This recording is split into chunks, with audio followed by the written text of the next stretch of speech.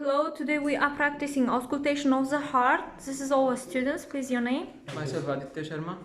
I'm from OMI 226 and this is auscultation of heart to First point. There are 5 points.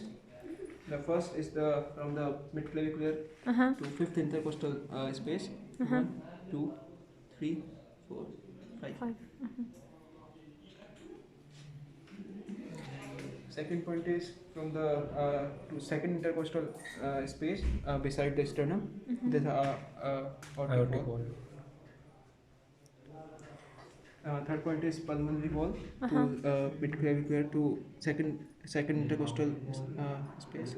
Second intercostal space near the sternum. Near the sternum. This sternum near. Okay. And then?